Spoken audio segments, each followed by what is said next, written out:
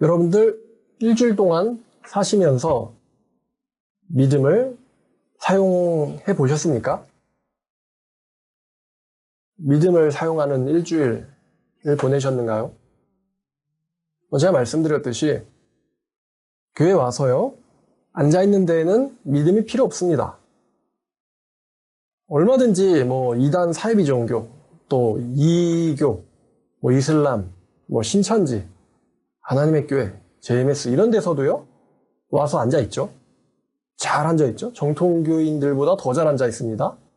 근데 그 사람들이 성령의 믿음으로 그렇게 와서 앉아있는 걸까요? 아니죠. 교회 와서 앉아있는데 자유민주주의 국가에서 믿음이 필요하지 않아요. 믿음이라는 것은 누구나 할 수 있는 일을 할 때 필요한 게 아닙니다. 보통의 나 같으면 할 수 없는 일을 할 때, 아무도 못할 일을 할 때, 그때 필요한 게 바로 믿음이죠. 아마 오늘 설교를 들으시는데도 믿음은 조금 필요할 겁니다. 제가 이제 말씀이 세다 이런 말을 듣거든요. 제가 고민 한번 해봤어요. 제가 성경과 다른 이야기를 강하게 한 적이 있나? 성경과 반대되거나 성경에 없는 이야기, 반성경적인 이야기를 강하게 말한 적이 있나? 이게 첫 번째 질문이에요. 제가 반성경적인 이야기를 강하게 한 적이 있나요? 그럼 분명 잘못됐죠. 반성경적인 이야기는 세게 얘기하든 약하게 얘기하든 잘못된 거예요. 그건 강단에서 할 이야기는 아닙니다. 자, 그 다음 두 번째 질문은 뭐냐면, 제가 예수님이나 하나님보다 강하게 얘기한 적이 있나? 만약에 예수님이 적당히 얘기하신 부분을 제가 그 선을 넘어서 얘기한다면 또 문제가 될 수 있겠는데, 올바른 걸 너무 세게 얘기한다. 이게 뭔가 그래서 나쁘다. 올바른 걸 너무 세게 얘기해서 나쁘다. 이거죠. 진리를, 바른 것을 너무 세게 이야기해서 나쁘다. 근데 진리를 바르게 세게 얘기한다고 해서 그게 나쁜 걸까?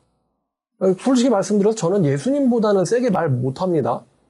예수님은 독사의 새끼들아 이렇게 말씀하셨고요. 또 예수님께서는 너네가 지옥 판결을 피하겠느냐 이렇게 말씀하셨고요. 또 하나님께서는 불과 유황으로 타는 못에 참여하리니 이것이 둘째 사망이라 이렇게 말씀하셨고, 내가 너희를 치리라, 내가 너희를 죽게 하리라, 이렇게 말씀하셨지, 나를 사랑하는 자는, 나를 미워하는 자에게는, 이렇게 말씀하셨지, 제가 여러분들한테 설교할 때, 이 말 안 들으면 죽어요. 이런 식으로 얘기한 적은 없습니다.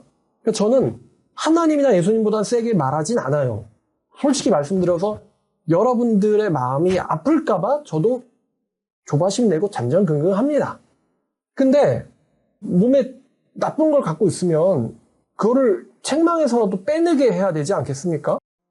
특히 영적인 진리, 천국 지옥 가는 문제 다룰 때는 좀 세게라도 얘기해서, 심지어는 특정 사람이 교회를 나가는 한이 있더라도, 왜냐면 저는 공공의 지도자이기 때문에 특정 사람의 눈높이에 맞춰주느라고 진리에 물을 타버리면은 다른 듣는 사람들에게도 그게 영향이 가거든요. 그러니까 설교할 때는 설령 특정 사람에게 마음에 걸림이 되고 죄책감이 들어서 교회를 나갈 정도가 된다 하더라도 전체를 위해서는 똑바로 예수님의 세기로 이야기를 해야 된다고 생각하거든요. 근데 아직 예수님처럼은 얘기를 못하고 있어요. 여러분들이 다치실까 봐입니다. 참 아이러니, 이게 딜레마야. 설교자의 딜레마.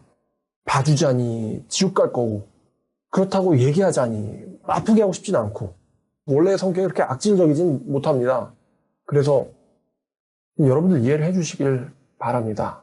그래서 예수님이랑은 다른 방향으로 말을 하거나 아니면 하나님이나 예수님보다 세게 얘기한 적은 없기 때문에 오늘 설교도 좀 용기와 자신감을 가지고 혹여나 마음에 안 드는 사람이 있더라도 저 사람이 성경적으로 너무 세게 얘기해가지고 그 교회를 나갔다고 이렇게 말을 하면 어쩔 수 없겠죠. 근데 성경과는 다른 정반대의 말을 해가지고 교회를 나갔다 이러면 저한테는 굉장히 반성할 점이 됩니다.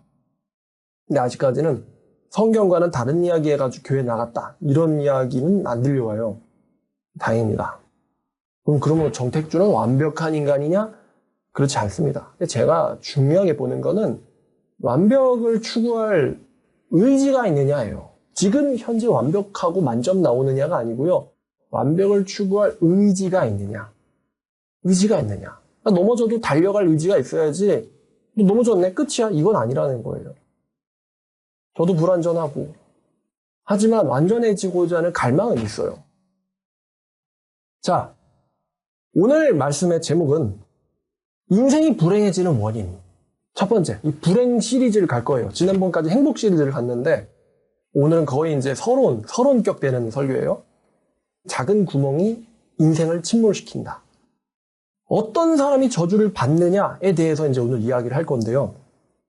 이 이야기가 여러분들에게 부정적으로 들릴 수는 있습니다만, 주제 자체가 부정적이죠. 불행해지는 이유에 대해서 얘기하니까. 근데 이걸 반대로 생각해보면 말이죠. 어떤 사람이 저주를 받는지를 미리 알 수 있다. 어떤 사람들이 저주를 받는구나. 이걸 미리 알 수 있다는 것은 이걸 반대로 생각하면 뭐예요? 어떤 사람들이 축복을 받게 되는지를 알 수 있다는 거예요. 반대 입장으로 보면요. 그래서 오늘의 주제를 부정적으로만 생각하지 마시고 저주당해서 불행해지는 사람 되지 마시고요. 반대로 이런 거를 피해서 축복받는 사람 돼야지 하고 생각하시면 또 긍정적으로 볼 수 있는 메시지예요. 그러니까 어떤 사람들이 하나님한테 저주를 받는지를 이유를 알고 있다면 반대로 어떤 사람들이 축복받는지 또 알 수 있는 겁니다. 왜냐면 그 길은 안 가면 되잖아요. 그렇게는 안 살면 되잖아요. 그죠? 여러분, 타이타닉 사건 아십니까? 타이타닉이 레오나르도 디카프리오라고 하는 아주 꽃미남이죠.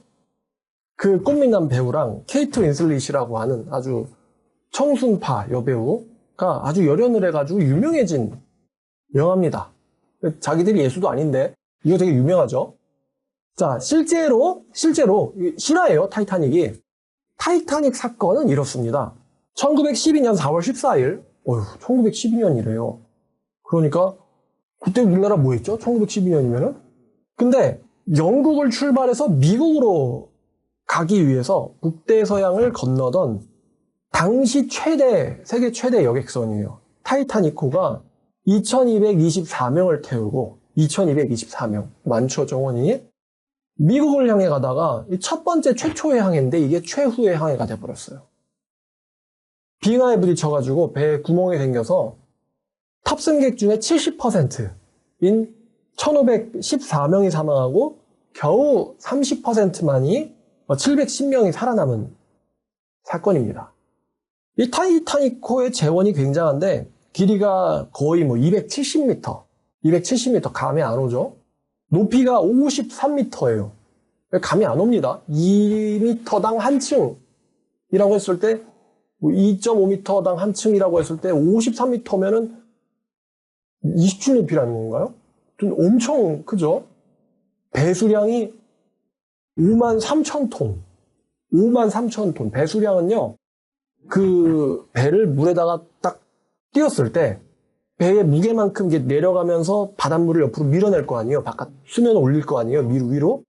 그 위로 배가 내려가면서 올리는 무게가 53,000톤인데 배 무게만큼이 아마 물이 밀려나간다고 보면 돼요. 그러니까 무게도 장난 아니죠. 53,000톤 감이 안 옵니다. 근데 세계 최대의 그 당시에 여객선이 침몰해서 승무원의 70%가 사망했어요. 디카프리오가 막 애절하게 그 추위에 떨면서 죽어가는 모습, 자기의 어떻게 보면 이제 하루 만에 연인이 된 여자를 위해서 자기 목숨을 희생하거든요. 그 사람이. 이제 명장면일 텐데. 근데 그렇게 1514명이 사망하는데 도대체 배에 구멍이 얼마나 게 났었을까? 그래서 이제 조사를 요즘 사람들이 해봤는데 당시에 난 구멍의 크기가 약 가로 세로 이제 다 합쳐서예요. 합쳐서 배에 난 구멍의 크기가 대략 이제 구멍을 모아보니까 가로 세로 1m 정도예요.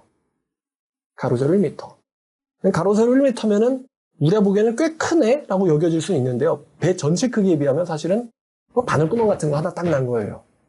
바늘구멍 같은 거 딱 하나 난 거다. 길이가 270m라고 했으니까요. 270m. 그럼 그 중에 1m 길이면은 270분의 1이잖아요. 정말로 별거 아닌 거거든요. 근데 그걸로 배가 침몰해버렸어요. 작은 구멍 하나에 배가 침몰해버린다. 세계 최대 여객선이었는데, 당시에. 제가 상담 관련 일을 하면서 정말로 많은 사람들을 봐왔습니다. 아마 이건 아마 인생의 자원이 될 것 같아요. 뭐 상담을 하면은 손목에 막 터널 증후군이 올 정도로 핸드폰을 쥐고 있는 게 굉장히 부담스러울 정도로 많은 사람들을 온라인으로 상담을 하고 또 그다음에 또 만나서도 상담을 하고 되게 이제 젊은 나이인데 친구한테 그랬더니 야 이제 우리가 젊진 않지 이러더라고요. 젊은 나이인데도 굉장히 많은 사람들을 만나서 그만큼 또 인생 경험이라고 하면 이상하지만 참 사람에 대한 경험을 많이 쌓게 됐어요. 저 되게 그 경험들을 소중하게 생각하거든요. 제가 진짜 흔하게 보는 사람들은 어떻게 보면 사회에서도 정말로 밑바닥으로 떨어져 있는 상태의 사람들이에요. 흔히 보이기 힘든 정말로 자식이 이단 사입에 빠진 사람들. 상말에 끔찍하죠. 여러분 꿈을 꿨는데 꿈속에서 가족이 이단에 빠진 꿈이라지만 정말로 와 정말 꿈에서 천만다행이다. 그 다음으로 이제 많이 보는 사람들이 누구냐? 이제 자식 이단 사입에 빠진 사람들을 다음으로 많이 보는 사람들, 그게 이제 자기의 연인이 사입에 빠진 사람들, 연인이나 애인 같은 이야기인데 사입에 빠진 사람들. 그 다음에 또 이제 흔히 보는 케이스가 아내나 남편이 사입에 빠진 사람들, 아내나 남편이. 또 이제 비슷한 이건데 뭐냐면은 본인이 정신병에 걸린 사람들, 정신병 걸린 사람들 꽤 봐요. 또 가족들이 정신병에 걸린 사람들, 가족 중 한 명이 누가 정신병에 걸렸다. 그리고 또 이제 좀 심각한 사람들인데 자식이 자살한 사람, 자식이 자살을 했어요. 또 이제 심각한데 부모 중에 하나가 자살을 했어요. 자식 놔두고. 또 이거는 꽤 흔하게 보는 케이스인데 가정을 잃어버리거나 심각하게 가정이 파괴된 사람들. 제 말은 이제 이혼 가정 얘기하는 거예요. 그 다음에 재산을 탕진한 사람들. 이런 사람들 봅니다. 뭐 아내가 사입에 빠져가지고 자식이 정신병자가 돼가지고 맨날 뭐 자해해대면서 어떻게 하면 좋아요 목사님. 이런 연락 오면은 정말로 좀 이 부모의 심정, 그러니까 이제 부모라고 안 되지, 아내가 사입에 빠졌으니까 이 아빠의 심정, 가장의 심정, 정말로 막 이렇게 가슴이 막 야려온단 말이죠. 이 말만 해도 가슴이 아프고 심각한 가정들인데 맨날 이런 사람들만 평일에 이제 대하고 살아요. 저한테는 이제 굳이 뭐 더 심각하지 않으면 말할 것도 안 되는 거죠. 맨날 뭐 보는 사람들이니까. 여담으로 그 가정 전문 변호사, 제 말은 이혼을 잘 시켜주는 변호사 말하는 거예요. 이런 사람들이 가정이라는 거에 대해서 어떤 생각을 갖게 될까? 맨날 오는 사람들이 치고받고 욕하고 싸우는 사람들, 서로 경멸하고 미워하고 심지어 죽이고 싶을 정도로 그런 사람들끼리만 대하는 사람들, 어떻게 해야지 상대방에게 치명적인 타격을 주고 이혼할 것인가? 여기에 대해서 이제 머리를 짜서 줘야 되거든요. 남을 공격하고 망치는데 자기 머리를 써서 줘야 돼요. 한쪽말만의 말을 듣고. 또 이제 이런 직업, 뭐 형사들, 검사들 맨날 상대하는 게 뭐 살인자, 혹은 뭐 특수폭행, 아니면 뭐 강간, 또 아니면 또 사기꾼. 직업적으로 이런 사람들만 대하는 사람들. 이게 도대체 그 사람들 상담 안 필요할까? 인간성 상실 안 할까? 근데 저도 맨날 이렇게 툭하면 보는 사람들이 뭔가 가정이 박살나 있는 사람들. 박살나되 너무 심각해가지고 더 이상 너무 늦은 거예요. 너무 늦었어요. 너무 늦어서 더 이상 어떻게 손을 댈 수 없을 정도로 완전히 망가져 있는 사람들. 사람들이 좀 안타까운 게요. 제가 뭔가 할 수 있을 때쯤에 연락 안 합니다. 완전히 자기가 망쳐놔가지고 더 이상 어떻게 복구가 안 돼요. 그 정도로 망쳐놓은 다음에 저한테 연락을 하거든요. 그러면은 사실 할 수 있는 게 거의 없어요. 하나님한테는 불가능한 게 아닌데 그 사람이 본인의 가능성을 다 상실시킨 상태에서 옵니다. 제가 이 언급한 이런 사람들을 뭐 경험하셨거나 아니면 좀 이제 문 너머로 남의 이야기로 들어보신 적도 있을 텐데, 여러분 이런 사람들을 우리가 행복하다라고 생각하진 않을 겁니다. 가족 중에 하나가 사입에 빠지고 자식이 사입에 빠지고 아니면 뭐 내 아내나 남편이 혹은 부모가 아이고 우리 중에 하나가 누군가 자살해서 가정이 완전 박살나서 난 행복해. 이렇게 얘기하는 사람 분명 없을 겁니다. 불행하다고 느끼겠죠. 아마 하나님 탓하는 사람들도 많을 거고요. 우린 분명 이런 사람들을 불행하다고 생각할 거예요. 근데 제가 이제 성격상 이런 가정들을 접할 때마다 어쩔 수 없이 분석을 하게 됩니다. 뭘 분석을 하냐면은 도대체 왜 이 사람은 아니면은 이 가정은 왜 이렇게 불행하게 됐을까? 여기에 대해 분석을 하게 돼요. 여러분 뭐 유튜브나 어떤 데 보면은 뭐 누구나 신천지에 빠질 수 있습니다 이렇게 얘기하는데 거짓말이고요. 틀린 말입니다. 아무나 신천지 사이에 빠지고 아무나 그렇게 가정이 파괴가 되고 아무나 이혼하지 않아요. 아마요 제가 이혼 얘기 해서 말인데요. 이혼 전문 변호사들도요. 맨날 이혼한다는 이야기만 듣다 보면요. 이런 사람끼리 결합해서 이런 패턴으로 가정생활하다 보면 꼭 이혼하게 되는구나. 이거를 뭐 한두 명이 아니라 막 몇천 쌍을 해주다 보면은 그 사람들도 분명히 어떤 패턴이 있다는 걸 알게 될 거예요. 그렇지 않겠습니까? 그러면은 어떤 커플끼리 결합하면은 이 사람들이 불행해질까? 이게 아마 결혼하기 전부터 아마 그런 커플에 대해서 대충 보이지 않겠어요? 밥 먹고 그것만 하는 사람들인데. 그죠? 또 맨날 범죄 심리 프로파일 분석하는 사람들, 그런 사람들 보면은 어떤 어린애들이 커가지고 범죄자가 되는가. 이게 대충 볼 거란 말입니다. 업으로 그거를 맨날 분석하고 하다 보면요. 마찬가지예요. 왜 이 사람이나 가정은 불행하게 되는가? 전 처음엔요. 그 사람이나 가정이 불행하게 된 데는 불행하게 된 당사자랑은 아무런 관련이 없을 거라고 처음에는 생각했었거든요. 그래서 이제 그 사람은 단지 피해자일 뿐이거나 아니면 이 사람 정말 아무 잘못이 없는데 우연히 어쩌다가 정말 우연히 그렇게 된 것 뿐이라고 생각을 했었어요. 근데 자꾸 상담을 하다 보니까 불행하게 된 사람들한테 공통점이 있다는 걸 발견을 하게 됐고요. 그리고 사람이 불행하게 되는 데는 절대로 우연이라는 게 없습니다. 절대로 우연이라는 게 없어요. 절대로. 정말로 우연히 불행하게 된 사람이 있다고 한다면요. 그 사람은 본인은 불행하다고 느끼질 않아요. 본인이 불행하다고 느끼잖아요. 그럼 그 사람은 우연히 불행하게 된 게 아닙니다. 분명히 필연이 있어요. 저 사람은 불행해질 수밖에 없는 필연이 있습니다. 오늘 그 얘기를 하겠다는 거예요. 어떤 사람이 필연적으로 불행하게 되는가? 모든 케이스들을 분석해보면 근본적으로 사람이 불행한 인생이 되게 되는 데는 분명히 끼어있는 게 있습니다.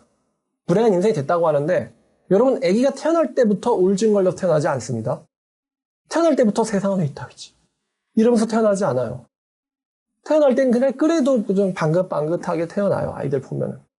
근데 시간이 지나면서 불행하게 되는 거죠. 그럼 불행하게 되는데 반드시 끼어있는 게 뭘까? 했을 때 공통적인 게 하나 있는데 그게 뭐냐면은 뭘 것 같습니까? 불행하게 되는데 꼭 끼어있는 거. 꼭 끼어있어요. 불행하게 되는데 그 사람에게 꼭 끼어있는 문제가 있어요. 공통적으로 발견됩니다. 바로 뭐냐면은 우상숭배입니다. 우상숭배. 불행하게 된 사람들한테는 반드시 공통적으로 있는 게 있는데 우상숭배입니다. 거의 뭐 몇천 이상을 분석을 하다 보니까 불행하네, 불행한 사람이네, 이 사람 우상 하나 있겠지? 그럼 100%예요, 이거는. 불행하게 될 사람, 그럼 이제 반대로도 우상을 숭배하는 사람, 이 사람 불행하게 되겠지죠. 현재는 본인이 자각을 못하고 있지만 언젠간 자각하게 되겠죠. 본인이 굉장히 불행하다는 거. 여러분, 이 말씀을 통해서 왜 나는 불행한가? 불행한 거에 대한 원인을 여러분들 찾으셨으면 좋겠어요.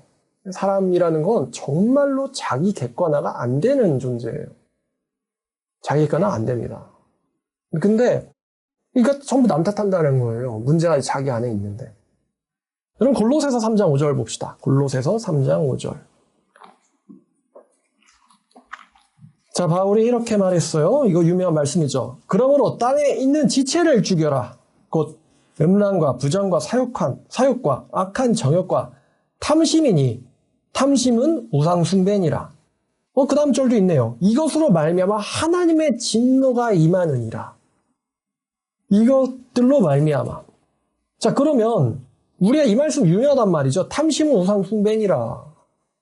그러니까 돌조각, 금조각 같은 거 뭔가 조각해가지고 녹여서 굳혔다가 거기다가 갖다 대놓고는 절하고 무슨 옛날에 우리 뭐 일제시대 때 그 사람들 그랬던 것처럼 뭐 사시나무에다가 갖다 절하고 물 떠다 놓고 절하고 뭐 돼지 잘라놓고 머리에다 대고 절하고 조상에다 대고 절한다고 해서 주권 뺏기고 강탈당하고 뭐 강간당하고 그런 게 꼭 그런 것만이 아니고요. 마음이 탐심도 우상숭배다. 굉장한 어떤 조명을 우리에게 준다고 할까요? 꼭 뭔가가 형태가 있고 거기 가서 뭐 돌에다 대고 절을 해야지만 우상숭배가 아니에요. 탐심이 곧 우상숭배다라는 말을 해주고 있습니다. 근데 이 말씀 보면서 이제 여러분들에게 질문을 해볼게요. 자, 그러면 탐심만 우상숭배고 앞에 있는 음란과 부정한 거, 정결하다 부정한 거, 그다음에 사욕과 악한 정욕과 그럼 이것은 우상숭배가 아닐까요? 이것도 우상숭배겠죠. 그러니까 다른 건 문제가 없는데 탐심만 문제야가 아니고 여기 보니까 음란과 부정과 사욕과 악한 정욕, 그 바른 데에 욕심을 내는 게 아니고 정욕이라는 게 이제 이게 패션이란 단어거든요, 사실. 근데 패션 오브 크라이스트. 그러면 뭐 고난 아니면 뭐 패션, 열정, 좋은 뜻도 있는데 부정적으로는 굉장히 나쁜 욕망 이런 뜻도 있거든요. 그래서 악한 정욕이라고 표현을 했는데 악한 정욕 이런 것들도 우상숭배다라고 사실 문맥상을 보면 이야기하고 있죠. 그래서 그 다음 구절 보니까 이것들 때문에 그 사람들한테 뭐가 임해요? 하나님의 진노가 임한다. 다른 말로 하면 신에게 저주를 받는 거죠. 하나님의 저주가 그 사람에게 임하느니라. 그러면 여러분 한번 보세요. 음란과 부정, 그 다음에 사욕, 악한 정욕과 탐심. 여러분 그러면 혹시 이제 교회 바깥에 있는 사람들에게 당연히 이런 게 있을 것이고 또 교회 안에 교회 건물 안에 들어가 있는 사람들에게도 분명히 이런 것들은 있겠죠? 있을 겁니다. 없는 사람은 거의 없을 거예요. 있겠죠. 다시 말하면은 우상숭배들을 하고 있다는 거예요.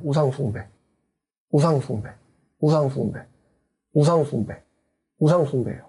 제가 하도 맨날 그런 저주받은 인간들만 만나다 보니까 하나님의 진노가 임한대잖아요. 그리고 그 불행해지는 건 절대로 필연이 아니라 그랬어요. 아니, 우연이 아니라 그랬어요. 필연이지. 불행해질 수밖에 없는 상태에 있기 때문에 본인이 불행하게 된 거거든요. 그러다 보니까 이제 사람을 만나면 제가 그냥 저 혼자서 우스갯소리로 어떤 부모가 찾아왔다. 근데 그 부모는 자신교 교주였다. 자신교 교주. 지가 신이고 마누라가 이제 신도예요. 근데 자식도 신도였는데 자식이 갑자기 교주 하나 찾아가지고 가버리니까 이제 신인 사람이 질투를 하는 거예요. 아빠 신이 질투하고 있어요. 자신교 교주와 신도들.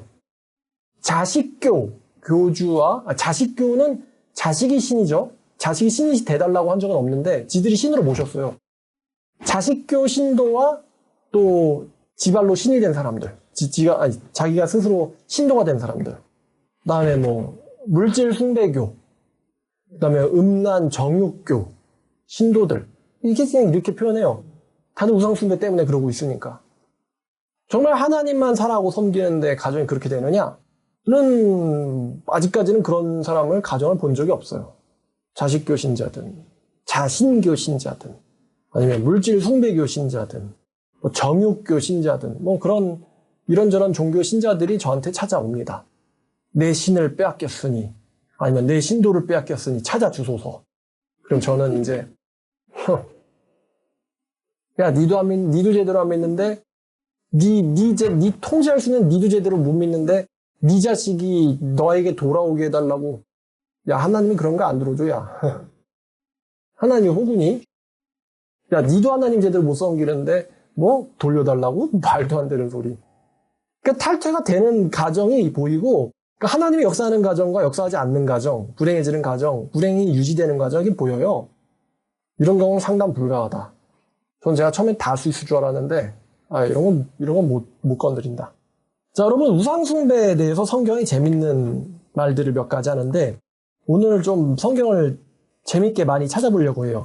자, 이사야입니다. 이사야 44장 9절부터 20절까지입니다. 이사야 44장 9절부터 20절까지. 자, 우상을 만드는 자는 다 헛망하도다. 그들이 원하는 것들은 무익한 것이거늘 그것들의 증인은 보지도 못하며 알지도 못하니 그러므로 수치를 당하리라. 신상을 만들며 무익한 우상을 부어 만든 자가 누구냐? 보라, 그와 같은 무리들 다 수치를 당할 것이라. 그 대장장이들은 우상을 만드는 사람은 사람일 뿐이라. 그들이 다 모여서서 두려워하며 함께 떨며 수치를 당할 것이니라. 철공은 철로 연장을 만들고 숯불로 일하여 망치를 가지고 그것을 만들며 그의 힘센 팔로 그 일을 하지만 배가 고프면 기운이 없고 물을 마시지 않으면 피로하니라. 우상을 만드는 사람조차도 물이나 밥을 안 먹으면 피곤해진다 이거예요. 무거운 줄을 들여 재고 붓으로 긋고 대패로 밀고 곡선자로 그어 사람의 아름다움을 따라 사람의 모양을 만들어 집에 두게 하여 그는 자기를 위하여 백향목을 베며 디르사나무와 상수리나무를 취하여 숲의 나무들 가운데 자기를 위하여 한 나무를 정하며 나무를 심고 비를 맞고 자라게도 하느니라. 이 나무는 사람이 땔감을 삼는 것이거늘 그것을 가지고 자기 몸을 덮기도 하고 불을 피워 떡을 굽기도 하고 신상을 만들어 경배하며 우상을 만들고 그 앞에 엎드리기도 하는구나. 그 중에 절반은 불에 사르고 절반으로는 고기를 구워 먹고 배불리며 또 몸을 덮게 하며 이르기를 아하 따뜻하다 내가 불을 보았구나 하면서 그 나무 토막 나머지로는 신상 곧 자기의 우상을 만들고 그 앞에 엎드려 경배하며 그것에게 기도하며 이르기를 너는 나의 신이니 나를 구원하라 하는도다. 굉장히 코믹하죠? 우상 숭배자들이 굉장히 코믹하다는 걸 이야기하고 있어요. 그러니까 그 나무는 땔감일 뿐이거늘 거기다 대고 엎드려 절하면서 니는 나의 신이 구원해라. 인류가 이러고 살아왔어요. 인류가. 우리 조선 사람, 한국 사람들도 다를 바 없었고요. 나무인데 뱀은 너 자빠지는데 걷다 대고 신이 들었다고 막 가서 영험한 건데 호랑이한테도 뭐 영험하다 그러고 다들 멸종이거나 동물원에 가 있는 애들인데 영험하다고 그러고 왔으니 나라를 뺏기지. 안 그러겠습니까?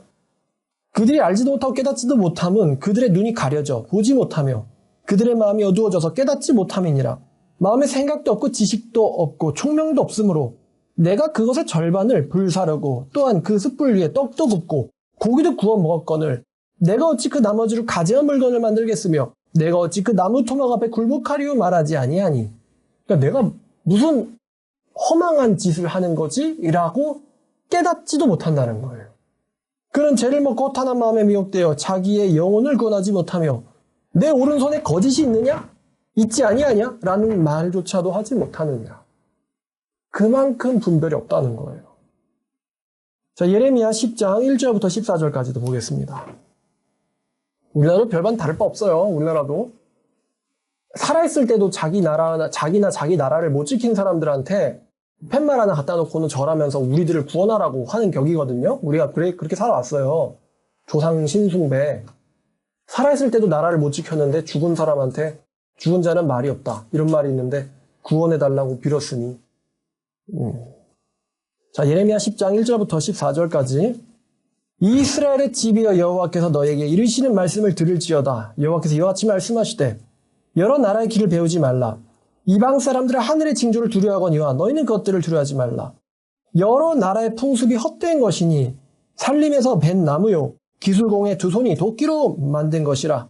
그들이 은과 금으로 그것을 꾸미고 못과 장도리로 그것을 든든히 하여 흔들리지 않게 하나니 그것이 둥근 기둥 같아서 말도 못하며 걸어다니지도 못하므로 사람이 메어야 하느니라. 그러니까 어디로 옮겨놓을 땐 사람이 업고 다녀야 된다는 거예요. 그것이 그들에게 화를 주거나 복을 주지 못하나니 너희는 두려워하지 말라 하셨느니라. 여호와여 이제 주와 같은 이 없나이다. 주는 크시니 주의 이름이 그 권능으로 말미암아 크시나이다. 이방 사람들의 왕이시여 주를 경외하지 아니할 자가 누구리이까? 이는 주께 당연한 일이라. 여러 나라와 여러 왕국 위에 지혜로운 자들 가운데 주와 같은 이가 없음이니이다. 그들은 다 무지하고 어리석은 것이니 우상의 가르침은 나무뿐이라. 우상의 교훈은 나무 토막뿐이다. 그들이 다시스에서 가져온 은박과 우바스에서 가져온 금으로 꾸미되 기술공과 은장색의 손으로 만들었고 청색 자색 옷을 입었나니 이는 정교한 솜씨로 만든 것이거니와 오직 여호와는 참 하나님이시오 살아계신 하나님이시오 영원한 왕이시라. 진노하심에 땅이 진동하며 그 분노하심을 이방이 능히 당하지 못하느니라.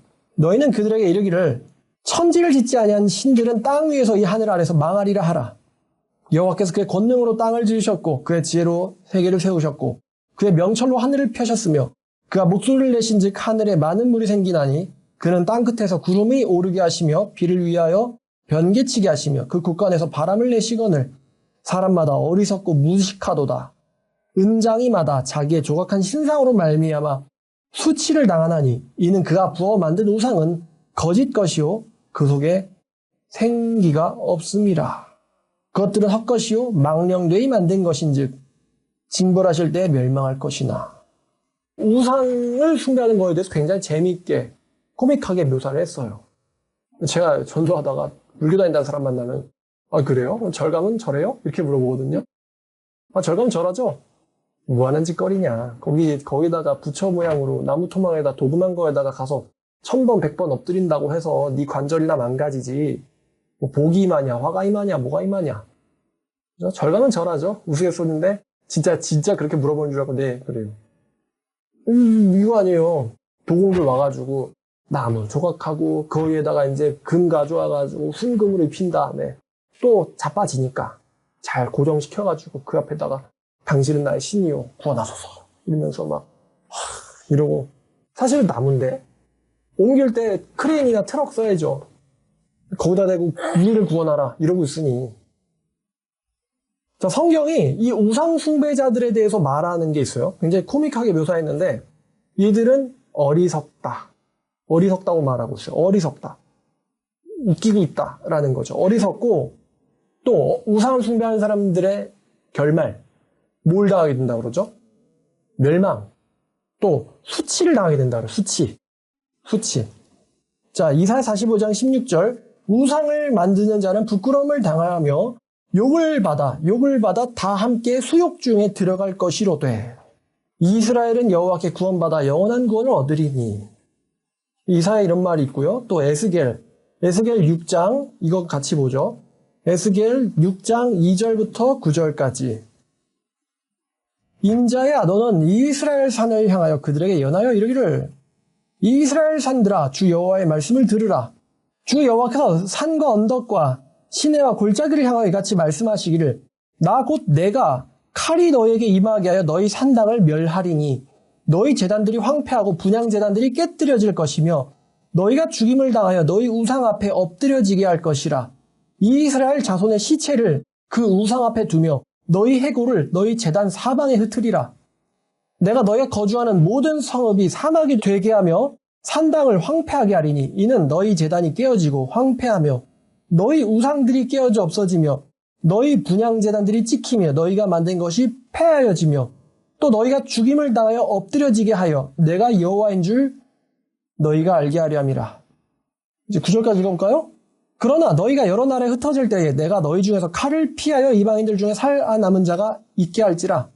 너희 중에 살아남은 자가 사로잡혀 이방인들 중에서 나를 기억하되 그들이 음란한 마음으로 나를 떠나고 음란한 눈으로 우상을 섬겨 나를 근심하게 한 것을 기억하고 스스로 한탄하리니 이는 그 모든 가지한 일로 악을 행하였습니다.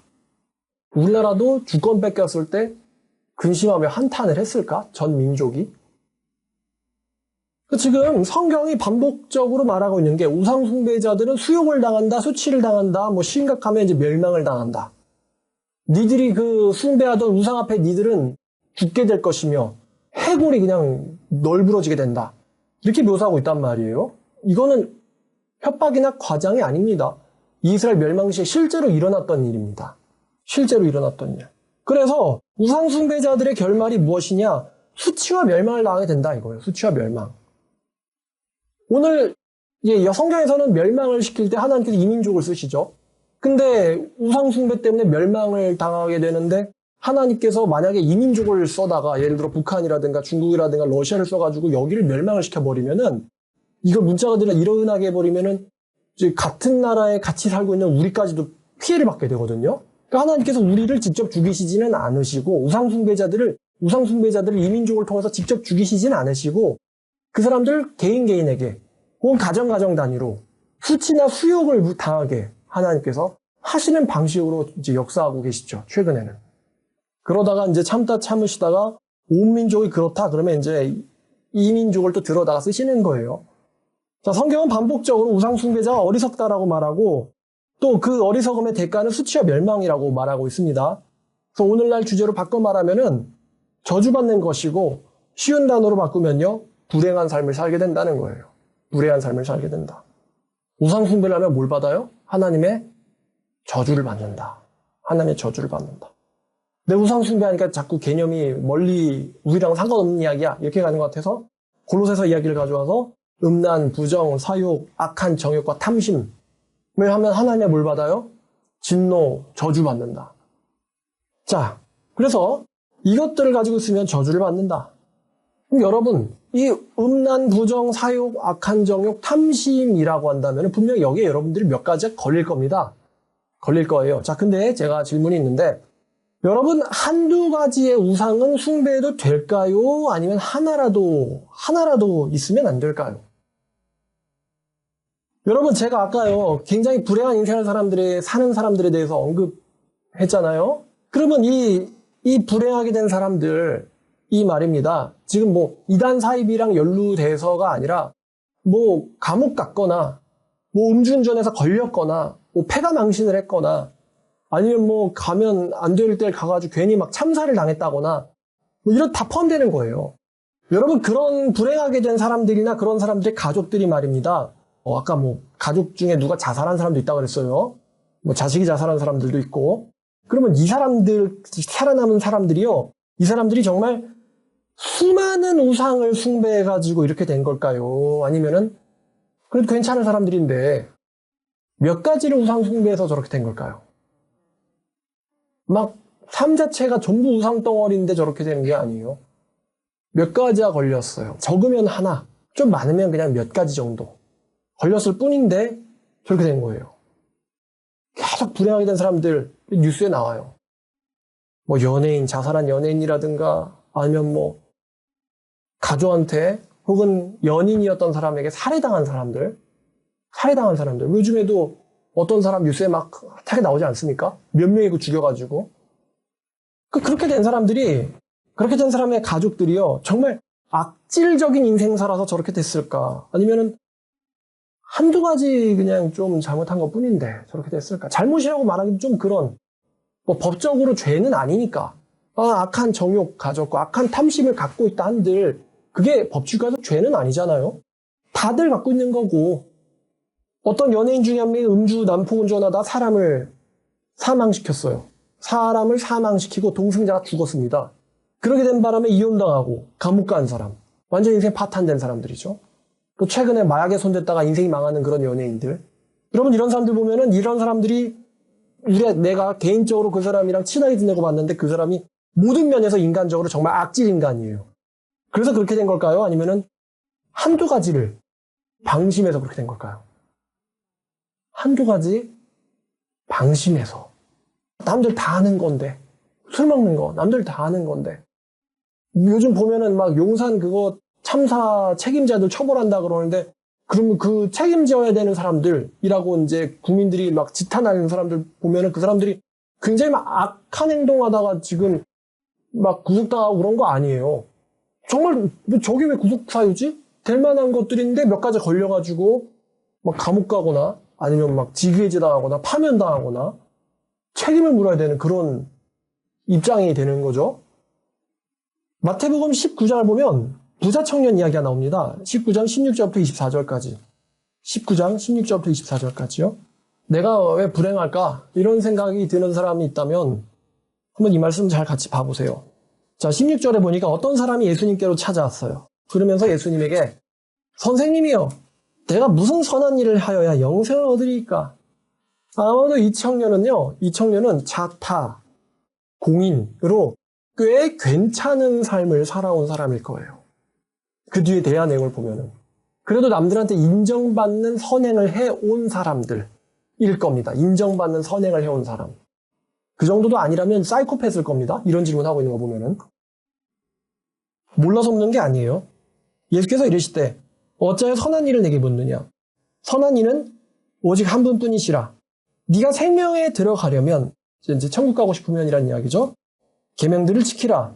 이르되 어느 계명이오니까. 이게 몰라서 묻는 게 아닙니다. 이 사람이 잘 지켜왔기 때문에 어떤 계명은 지켜야 돼 이런 걸 분명히 교육받아갖고 배운 대로 살아온 사람이에요. 예수께서 이르시되 살인하지 말라, 간음하지 말라, 도둑질하지 말라, 거짓 증언하지 말라, 네 부모를 공경하라, 네 이웃을 네 자신과 같이 사랑하라 하신 것이니라. 그랬더니 이 청년이 이르되 이 모든 것을 내가 지키었사온데 아직도 무엇이 부족하니까? 이렇게 물어봅니다.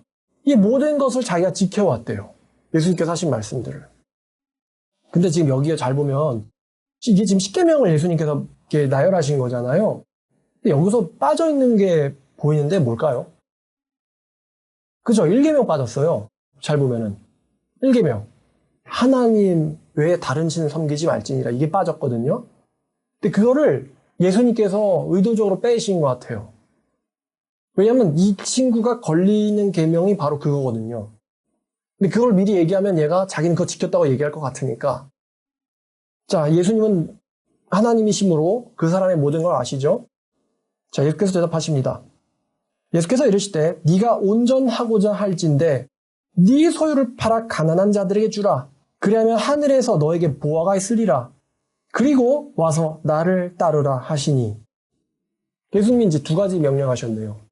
네 재산을 팔아서 가난한 자에게 주고 나를 따르라. 두 가지 계명입니다. 이 청년이 재물이 많으므로 이 말을 듣고는 근심해서 가니라. 이 말을 듣고 근심해서 떠나가니라. 떠나간다. 이게 이 친구의 결정이에요. 근심하며 떠나간다.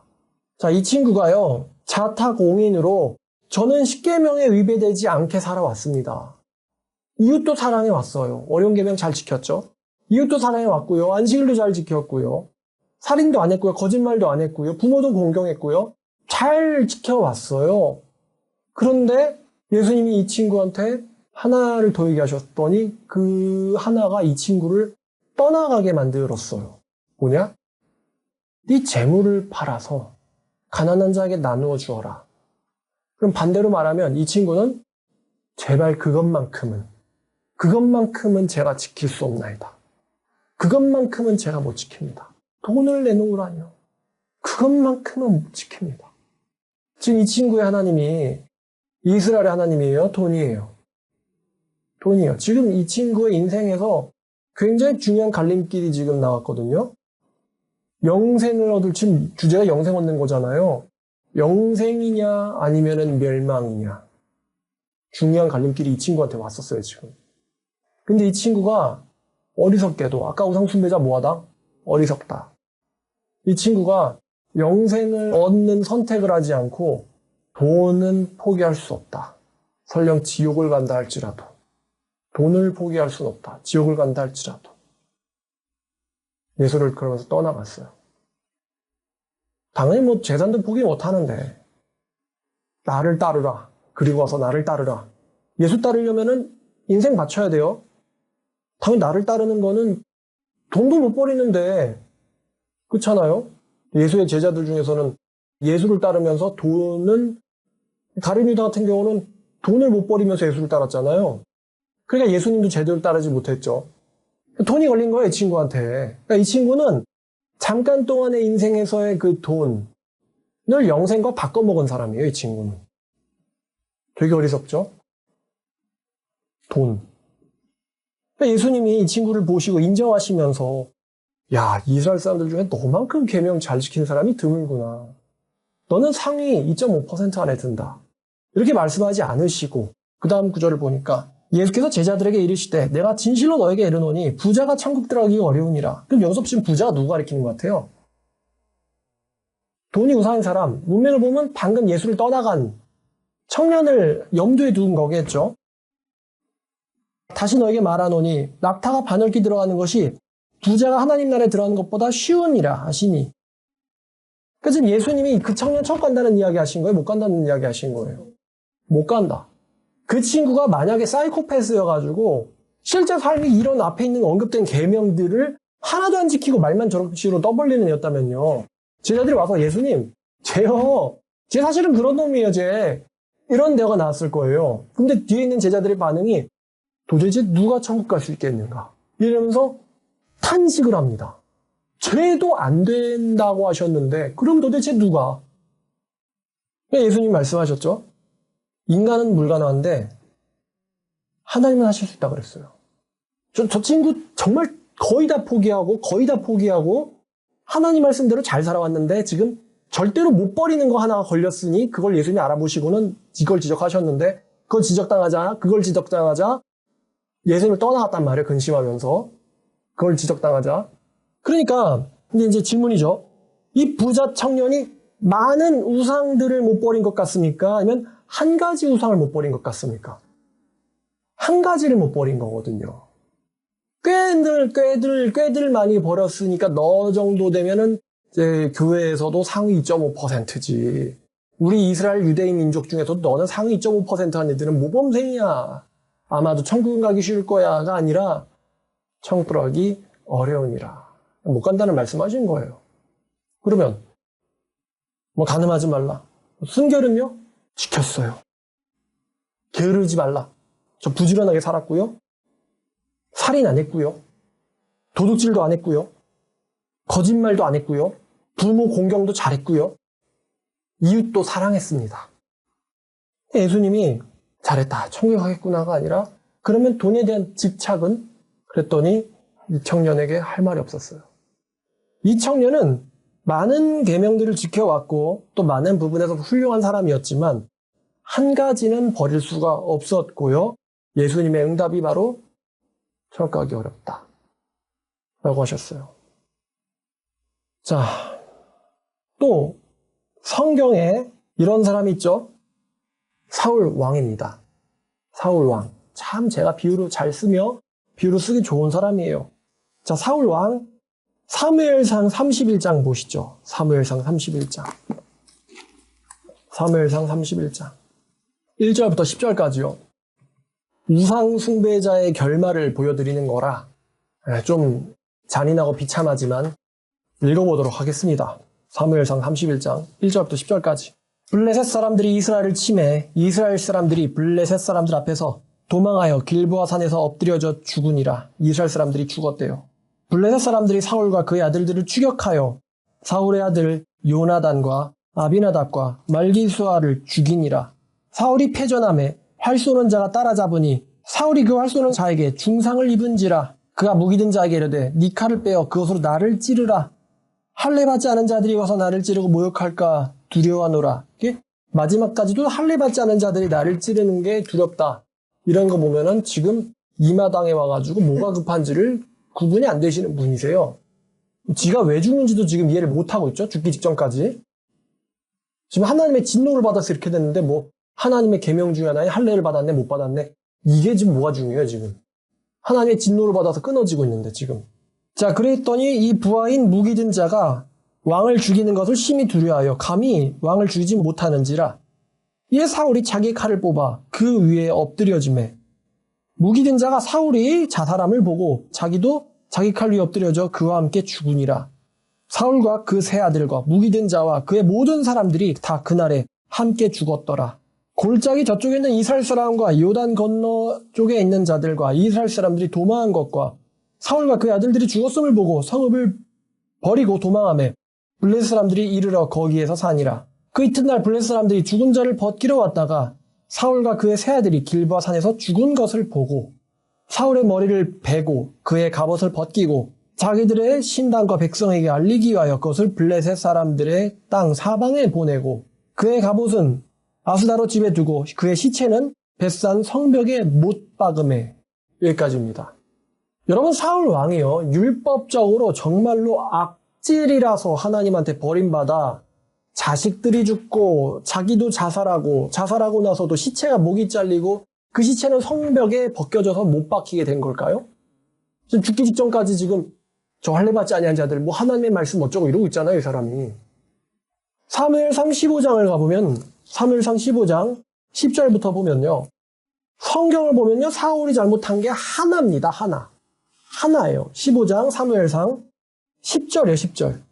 여호와의 말씀이 사무엘에게 임하니라. 이르시되 내가 사울을 왕으로 세운 것을 후회하노니. 지금 여기서부터 모든 문제가 사울에게 일어난 거예요. 그가 돌이켜 나를 따르지 아니하며 내 명령을 행하지 아니했음이라 신지라. 그럼 사울이 행하지 아니한 명령이 많은 명령들인가요? 아닙니다. 하나였어요. 하나. 사무엘이 근심하여 온 밤을 여호와께 부르짖으니라. 사무엘이 사울을 만나려 아침에 일찍 일어났더니 어떤 사람이 사무엘에게 말하여 이르되 사울이 갈멜에 이르러 자기를 위하여 기념비를 세우고 발길을 돌려 길갈로 내려갔다 하는지라. 그래서 사무엘이 사울에게 이른즉 사울이 그에게 이르되 원하건대 당신은 여호와께 복받으소서 내가 여호와의 명령을 행하였나이다. 꽤 잘 지켰다 이렇게 얘기하고 있죠. 자, 잘 지켰습니다. 그러자 사무엘이 이르되 그럼 내 귀에 들려오는 이 양의 소리는 소의 소리는 어찌 됨입니까? 하니라. 사울이 이르되 그것은 무리들이 아말렉 사람에게서 끌어온 것인데 백성들이 당신의 하나님 여호와에게 제사하려고 양과 소들의 좋은 것을 남김이요 유의 것을 우리가 진멸하였나이다 하는지라. 잘 보면은 이 사울에게 떨어진 명령은 진멸하라는 명령이었어요. 3절을 보면은 모든 인간과 모든 동물들을 그들의 소유물인 동물들을 진멸시켜라. 이게 떨어진 명령이었는데 보니까 지금 사울이요. 사람들은 죽였지만 짐승들은 당신의 여호와께 제사하려고 남겼다 라고 말하고 있습니다. 지금 거짓말하고 있죠? 거짓말하고 있어요. 본인도 거짓말하는 게 찔리는지 지금 안 지켰다고 말하려고 오셨나요? 내가 안 지킨 게 아니고 사람들이 그렇게 한 건데요. 그것도 왜 그렇게 한 거냐면요. 나를 위해서가 아니고 당신 하나님 여호와께 제사하려고 내가 아니고 사람들이 그렇게 했어요. 이렇게 지금 변명하고 있죠? 본인이 뭔가 찔리고 있는 거를 인지한 거예요, 이게. 자, 사무엘이 사울에게 이르되 가만히 계시옵소서. 간밤에 여호와께서 내게 이르신 것을 왕에게 말하리이다 하니 그가 이르되 말씀하소서. 사무엘이 이르되 왕이 스스로를 작게 여길 그때에 이스라엘 지파의 머리가 되지 아니하셨나이까. 여호와께서 왕에게 기름 부어 이스라엘 왕으로 삼으시고 또 여호와께서 왕의 길로 보내시며 이르시기를 가서 죄인 아말렉 사람들을 진멸할 듯 없어지까 칠하셨거늘 어찌하여 왕이 여호와의 목소리에 청종하지 아니하고 탈취하기만 급하여 여호와께서 악하게 여기시는 일을 행하였나이까. 그러자 사울이 변명하죠. 사울이 사무엘에게 이르되 나는 실로 여호와의 목소리를 청종했고 여호와께서 보내신 길로 가서 아말렉 왕 아각을 끌어왔고 아말렉 사람들을 진멸하였으나 지금 여호와께서는 그가 내 명령을 나를 따르지 아니하면 내 명령을 행하지 아니하였다라고 여호와께서 말씀하시는데 사울 왕 본인이 본인에 대해서는 나는 여호와의 명령을 청종하였고 지금 진술이 다릅니다. 여호와의 진술과 사울 왕의 진술이 달라요. 어떤 똑같은 행위를 보고서는. 아말렉 사람들을 진멸하였으나 다만 백성들이 그 마땅히 멸할 것 중에 가장 좋은 것으로 길갈에서 당신 하나님 여호와께 제사하려고 양과 소를 끌어왔나이다 하는지라. 그래서 변명하니까 이제 사무엘이 직설적으로 말하죠. 사무엘이 이럴 때 자꾸만 제사 핑계 대잖아요. 당신의 하나님 여호와 제사 이러고 있으니까. 여호와께서 번제와 다른 제사를 그의 목소리에 청종하는 것을 좋아하심 같이 좋아하시겠나이까. 다시요. 하나님께서 번제나 다른 제사를 예배를 그의 목소리에 순종하는 것을 좋아하심 같이 좋아하시겠나이까. 그러니까 예배나 제사보다 하나님은 뭘 더 좋아하신다? 순종하는 걸 좋아하신다. 근데 지금 굉장히 소프트하게 말하고 있는데요. 그게 아니면은 하나님이 너를 우리가 지금 사울의 이 결말을 보고 왔잖아요. 지금 하나님이 좋아하시는 수준이 아니고 그렇게 안 하면 하나님의 목소리에 청종 안 하면요. 네 미래 운명은 어떻게 돼요? 너는 자살하게 될 거고 네 자식들은 네 원수들에게 죽게 될 거고 너는 제대로 된 장례 하나 못 치르고 목 잘리고 시체가 성벽에 박히게 된다. 굉장히 지금 이 사람의 최후가 잔인하게 끝나거든요. 하나님께 좋아하시겠느냐 이런 수준의 지금 문제가 아니에요. 안 좋아하시면 말지가 아니에요. 지금 끝장인 거예요. 끝장인 거예요. 순종이 제사보다 낫고 하나님의 말씀을 듣는 것이 순양의 기름보다 나으니 거역한 것은 점치는 것과 같고 완고한 것이 우상 숭배와 같음이라. 왕이 여호와의 말씀을 버렸으므로 여호와께서 당신을 버려 왕이 되지 못하게 하셨나이다. 당신을 버렸다. 무서운 말입니다. 하나님이 당신을 버렸다. 그럼 우리에게 좀 적용해보면 하나님이 교회에 나와주는 것을 좋아하시겠습니까? 아니면 그분의 음성을 듣는 걸 좋아하시겠습니까? 그분의 말씀에 순종하며 사는 삶을 좋아하시겠습니까? 교회에 나와 있는 걸 좋아하시겠습니까? 지금 하나님이 지금 교회에 나와달라 그랬어요? 지금 예배하려고 라고 이야기하고 있죠. 사울왕의 핑계가. 그러면 사울왕이 왜 저렇게 이 사람은 이제 자살 당했다고 봐야겠죠?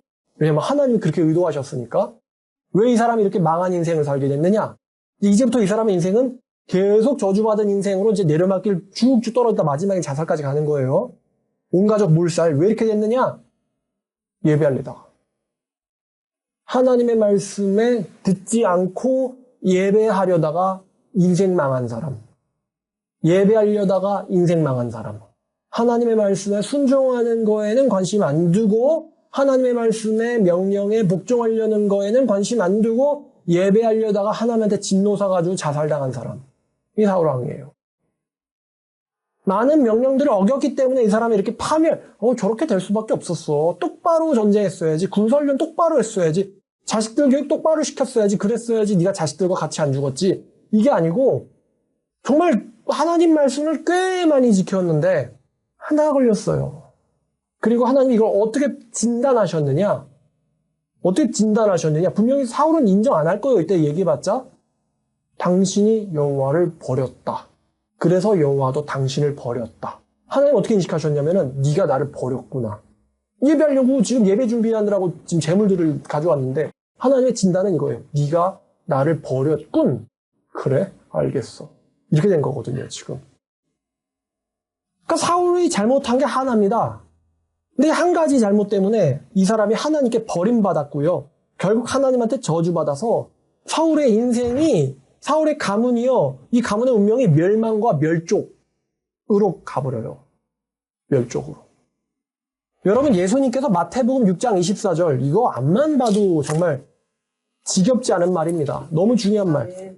마태복음 6장 24절에서 한 사람이 두 주인을 섬기지 못할 것이니 혹 이를 미워하고 저를 사랑하거나 혹 이를 중히 여기고 저를 경히 여기게 됨이라. 경이라는 거는 이제 경멸한다예요. 경멸한다.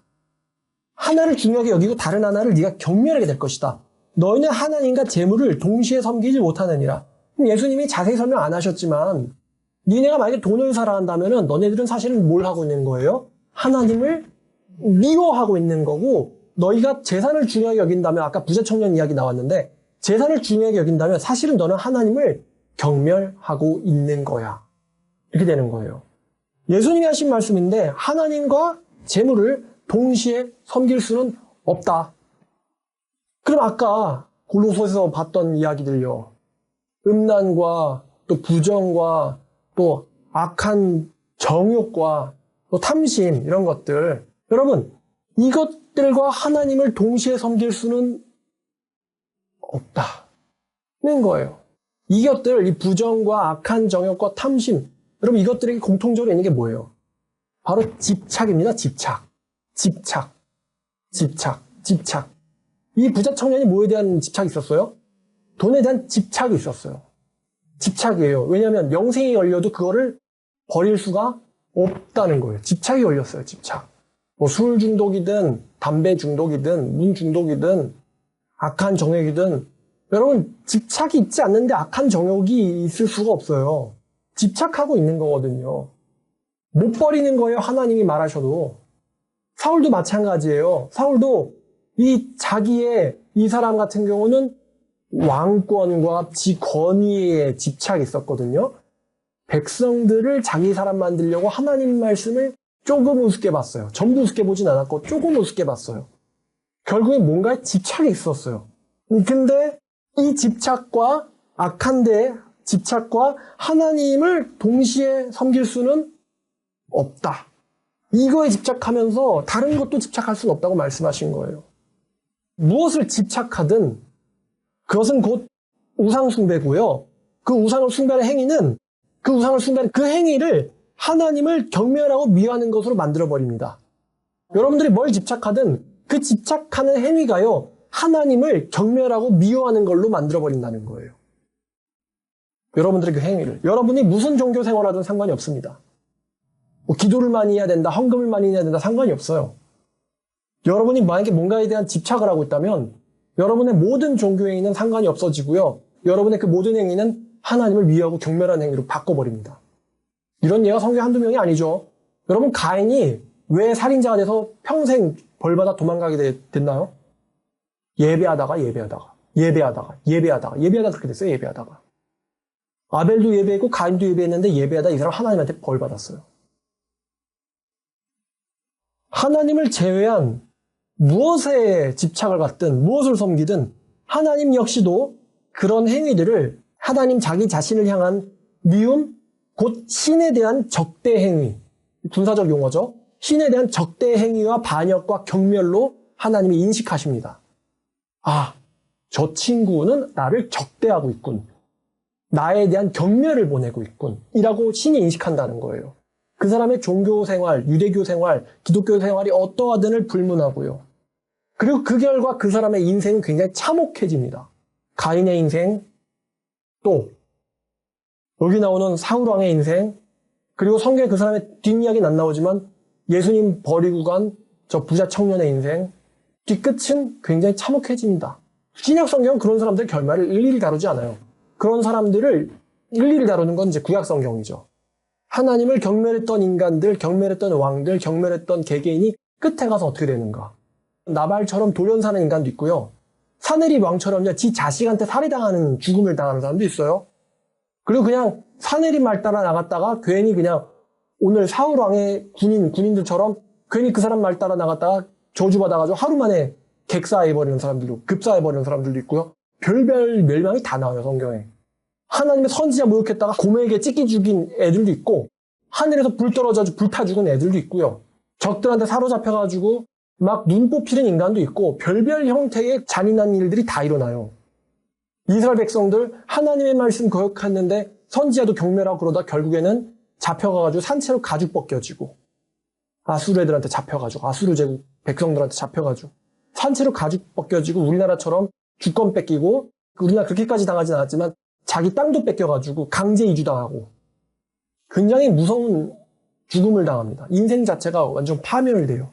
자본주의 법치국가 민주주의 사회에서는 거기에 걸맞는 형태로 하나님이 벌 내리시는 거예요. 산채로 가죽 벗기게 하려면은 이 나라가 완전 안보가 망해야 되거든요. 그러면은 남은 착한 기독교인들도 같이 망하게 돼버리니까 하나님이 그런 형태로는 벌을 웬만하면은 참으시고 개인과 가정 단위로 쪼개가지고 그 사람들에게만 딱 벌을 내리시는 거예요. 똑같은 결혼 생활인데 누구는 굉장히 불행해져요. 똑같은 종교 생활인데 누구는 굉장히 불행해져요. 똑같이 경제 활동하고 있는데 누구는 굉장히 불행해집니다. 똑같이 연애하는데 누구는 살해당해요. 누구는 감옥 가요. 똑같이 운전하는데 누구는 파멸당합니다. 요한복음 3장 36절을 보면 지난번에 이런 구절을 인용한 적이 있는데 3장 36절을 보면요. 아들을 믿는 자에게는 영생이 있고 아들에게 순종하지 않는 자에게는 영생이 없으며 안 믿었을 뿐인데가 아니고 영생이 없고 오히려 안 믿었을 뿐인데 이게 끝이 아니에요. 그 사람 위에 뭐가 있어요?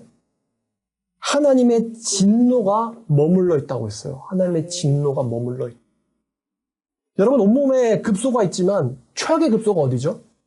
여기 맞으면은 일단은 기본으로는 정상인이 되기 힘들고 정말로 툭하면 죽는 급소가 있어요. 머리입니다, 머리.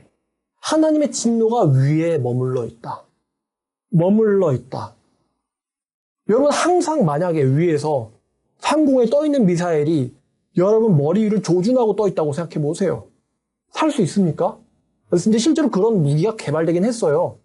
항상 지구를 날아다니다가 딱 표지 입력되는 즉시 낙하하는 미사일 개발되긴 했습니다. 그러니까 이제 이런 미사일을 이제 날리면은 발사 징후가 표착되지 않잖아요. 이미 발사된 상태에서 날아다니고 있으니까 언제 떨어질지만 모르는 거거든요.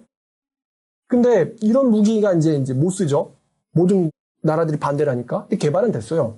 근데 지금 하나님의 진노가 지나갈 수도 있다가 아니고 위에 뭐 하고 있어요, 지금? 머물러 있는 상태예요. 스테이가 돼 있는 거예요. 머물러 있다. 언제 하나님의 진노가 날벼락이 그러니까 이게 왜 날벼락이냐가 아니고 머물러 있는 상태니까 날벼락이 언제든 떨어져도 이상하지 않은 거죠. 머물러 있다. 여자가 남자 죽이는 게 쉽지 않거든요. 여자가 남자를 죽이는 게 쉽지가 않아요. 근데 사사기 9장을 보면요. 9장 53절에 어떤 남자가요. 사람들 몰살시키려고 망대를 갖다가 여자 하나가 맷돌을 던지거든요.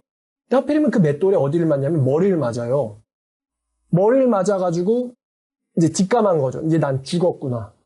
죽습니다. 머리 맞아가지고. 머리가 최악의 급소 중에 하나예요. 근데 하나님의 진노가 위에 머물러 있다? 맷돌을 맞아도 죽는데 8층 높이에서 만년필 하나 떨어뜨려도 그게 차량 지붕을 뚫는다는 이야기 아시죠? 근데 우주를 창조하신 하나님, 전능자 하나님의 진노가 머리 위에 머물러 있다. 그리고 그 진노가 그 사람 머리에 떨어지면 어떻게 되겠습니까? 어떻게 되겠어요? 정말 뼈도 못 추린다. 그냥 단순하게 죽인다. 목숨을 빼앗아 버린다. 이건 전능하신 신한테는 너무 간단한 일입니다.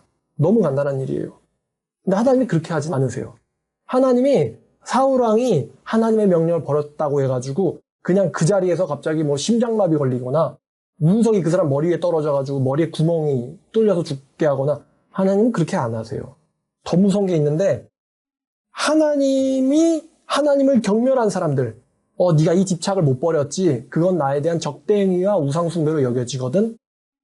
그런 우상숭배자들 하나님 외에 다른 것들에게 집착한 적이 있는 사람들, 집착하는 사람들에게 하나님께서 내리시는 벌이 있어요. 뭐냐면은 살아도 산 게 아닌 인생을 만들어버리는 거. 그리고 하나님은 실제로 그렇게 하실 능력이 있으신 분입니다. 살아도 산 게 아니다. 우린 이걸 가지고 생지옥이라고 하죠. 제가 아까 이야기 시작할 때 타이타닉 이야기를 했어요. 그 타이타닉호가 얼마나 크고 얼마나 좋은 엔진을 달았고 얼마나 호화스럽게 내부를 꾸몄고 얼마나 배가 비싸고 그 안에 있는 요리사들이 얼마나 인류고 얼마나 음식이 맛있고 훌륭하냐 얼마나 상류층들이 탑승했느냐가 중요하지 않고요. 구멍 하나면은 충분히 침몰하고 대부분은 죽습니다. 구멍 하나면은 충분히 침몰하고 대부분은 죽는다. 예수님께서 마태복음 10장에서 이렇게 말씀하셨어요. 마태복음 10장 37절과 8절입니다. 아버지나 어머니를 나보다 더 사랑하는 자는 내게 합당하지 아니하고 아들이나 딸을 나보다 더 사랑하는 자도 내게 합당하지 아니하며 자기 십자가를 지고 나를 따르지 않는 자도 내게 합당하지 아니하니라. 합당하지 않다라고 소프트하게 말씀하셨지만 지옥 간다, 저주받는다, 하나님한테 버림받고 멸망한다, 수치와 수욕을 당한다는 표현들이죠. 합당치 않다는 건 굉장히 소프트하게 말씀하신 거예요. 다른 말로 합당치 않다? 천국 못 간다는 이야기죠. 예수님에게 합당치 않게 여겨지는데 복받아 천국 가겠습니까, 여러분? 예수님에게 합당치 않게 여겨지는데 성경의 문맥을 보면 여호와에게 합당치 않게 여겨지는 사람이 복받고 천국 갑니까? 저주받고 멸망당하는 이야기들이 구약 성경에 잔뜩 들어있어요. 멸망당하고 지옥에 떨어진다. 자, 결론이에요. 여러분, 저주받고 싶으십니까? 저주받고 싶으면 뭔가에 집착하세요. 사도 바울이 말한 음란과 부정과 사욕과 악한 정욕과 탐심에 집착하세요. 그런 걸 탐심과 악한 정욕과 사욕을 가지세요. 그러면 아마도 지옥 같은 인생을 경험하게 될 겁니다. 제가 어떤 또 사람을 만났는데 저주를 받았어요. 저주를. 결혼을 했는데 아내가 또라이예요. 자식도 문제를 일으켜요. 나는 어려서부터 기독교를 잘 믿었는데 왜 자기가 이렇게 저주를 당하게 됐는지. 저주라고도 인식을 못합니다. 인정하지 않으려고 하죠. 옆에서 보면 보이거든요. 저 사람이 집착하고 다른 말로 하면 우상숭배를 해가지고 지가 우상시 여기던 거기에 걸렸구나. 근데 그 우상이 걔를 지켜주거나 행복하게 만들기는커녕 우상한테 괴롭힘 당하고 굉장히 심각하고 안 좋은 가정을 가지게 됐구나. 본인은 이유를 몰라요. 왜 그렇게 됐는지를. 옆에서는 보여요. 왜 그렇게 됐는지. 옆에서는 보입니다. 본인은 인식을 못해요. 인정하고 싶지 않은 거겠죠. 왜냐면 저주받는 데는 우연이 아니라 필연이거든요. 인정하고 싶지 않아. 내가 사실 하나님보다 무언가에 집착을 했어. 여자에게 집착하고 성적 쾌락에 집착하고 다른 무언가에 집착을 했기 때문에 그렇게 됐어 라고 인정하지 못합니다. 무섭거든요. 하나님께 버림받은 자의 인생을 내가 살고 있다는 거. 리얼타임, 실시간으로 그게 벌어지고 있는데 인정을 못해요. 사울왕처럼. 사울왕은 그래도 내가 범죄하였나이다. 진짜 인정했으면 하나님이 죽였을까? 말만. 진짜 인정했으면 하나님이 안 죽였지. 용서하셨죠. 근데 말만. 리얼타임으로 인생이 저주받고 있는데 인정을 못해요. 아마 이 설교 듣는 사람들 중에서도 그럴걸요? 리얼타임으로 지금 딱 보니까 저주받고 있어요. 저주받고 있네. 근데 저주받는 이유도 알아요. 아, 저 사람 좀 패턴을 보니까 저래서 저주받게 된 거야. 사람이 하나님이 아니라 사람에게 집착해서 중요한 순간에 하나님을 붙잡지 않고 중요한 순간에 자기 사욕을 따랐어요. 자기 정욕을 따랐어요. 그런 선택을 했거든. 한 번 선택을 그렇게 잘못했더니만 생존이 시작됐네. 남편이 또라이야. 아내가 또라이야. 자식이 또라이가 됐어요. 생중이 시작됐네. 그렇게 정욕을 채우고 싶어가지고 배우자를 골랐는데 또라이였네. 벌써부터 제 나이, 제 동갑내기 친구들 중에 벌써부터 이혼하고는 양육비 주고 있는 애들이 있어요. 양육비만 몇백만 원 주고 있다. 걔네들이 그러면은 또 결혼하고 싶어 할까요? 겁나지. 그리고 걔네들한테 누가 시집 갑니까? 다른 사람에게 몇백만 원씩 주고 있는 사람한테 어떻게 왜 시집을 가요? 여자 미쳤어요? 여자도 이제 못 밝혀. 무섭거든. 하나님 욕하고 저주하던 앤데 지 젊었을 때는 지 똑똑한 줄 알고 하나님 욕해도 벌 안 내린다고 생각했지. 하나님 욕하고 저주했는데 가정이 지옥이 돼서 파탄이 났네. 직업은 잘 나가는 직업인데. 근데 돈 잘 벌면 뭐해? 다 나가는. 돈 잘 벌면 뭐해? 옆에서 위로해줄 여자 한 명 없는. 그냥 불법으로 몰래 그냥 자기 정욕이나 채우고 있겠지. 아직 40도 안 됐는데. 그런 인생을 80, 90까지 더 살아야 돼. 이런 애들이 제 나이에도 많이 있어요. 너 뭐하고 있냐? 돈 벌어서 양육비 내고 있다. 돈 벌어서 양육비 내고 있다. 그 사람이 정말 하나님 말씀 순종하고 잘 지켰는데 그렇게 됐을까? 그 사람들 특징이 기독교라는 거예요. 기독교. 교회 다녀도 소용없어. 사울이 뭐 이슬람 종교예요? 사울이? 가인이 이슬람 종교예요? 부자 청년이 이슬람 종교예요? 전부 지금 여호와 믿던 사람들 아닙니까? 계명 저 잘 지켰어요. 인정받을 만한 사람들이잖아요. 당신 안엔 여호와께 제사 드리려고. 그래도 좀 가상하지 않습니까? 인간적으로 보면은. 하나님께서 어떻게 보셨어요? 너 집착 못 버렸군. 너는 나를 경멸하고 있어. 너는 나를 적대하고 있어. 그러므로 나도 너를 적대할 거야. 무서운 이야기거든요. 하나님께 버림받는다는 게. 지금 리얼타임으로 하나님의 저주가 생지옥이 지금 시작되고 있는데 이미 일어났어요. 본인은 자각하지 않아요. 본인이 인정하고 싶지 않아요. 내 인생 저주가 났다는 거. 근데 맨날 상담하다 보니까 어떤 사람들이 인생 망하고 저주받는지 보인단 말이에요. 근데 목사의 특징이 어쩔 수 없이 그 사람한테 심한 말 못합니다. 야, 너 저주받았어. 야, 미안하네. 내가 미안한 것도 아니지. 네가 자처한 거니까. 저주받았어. 말 못합니다. 이렇게 하죠. 좀 더 열심히 성경 보시고 좀 더 하나님 잘 믿읍시다. 근데 제가 왜 그런 말 하는지를 알아듣지를 못해요. 귀가 막혔거든. 저주받은 것도 인정하지 못하고 인식하지도 않으려고 하고. 근데 본인은 알겠죠? 남들과는 인생 다르다는 거. 그러니까 저주받고 싶으면 뭔가에 집착하면 됩니다. 부자 청년처럼 열심히 계명 지키면서도 뭔가 하나에 집착하세요. 그럼 하나님이 틀림없이 저주를 내려주십니다. 자, 오늘 제가 처음에 서두에 말씀드렸잖아요. 저주받는 이유를 알면 축복받는 이유도 알 수 있다고. 제 말 솔직히 틀리다고 할 수는 없을걸요? 교회도 열심히 잘 나갔고 헌금도 많이 냈고 왜 인생이 이렇게 됐지? 근데 지금 사울도 좀 이 사람도 종교생활 열심히 했다고. 가인도 예배하다가 살인자 되고 하나님한테 저주받은 거잖아요. 땅이 너 때문에 저주받아. 너는 더 이상 경작도 못하는 인간 된다. 평생 동안 넌 그냥 도망가고 유리하는 자 되리라. 사울 왕도 그랬고. 그러니까 하나님은 온전함을 추구하지 않는 걸요. 온전함을 추구하지 않는 것을 하나님에 대한 적대인 일로 인식하세요. 그래서 완벽해야 해라고 말하고 있는 거 아닙니다. 저도 완벽한 사람 아니라고 그랬어요. 완벽함을 추구하지 않는 거. 이건 버릴 수 없지. 부자 청년이 만약에 예수님 제가요 정말 잘 말씀하셨어요. 제가 못 버리면 어떡해요. 예수님 저 정말 당신 따르고 싶은데 이 병신 같은 저를 좀 불쌍히 여겨주세요.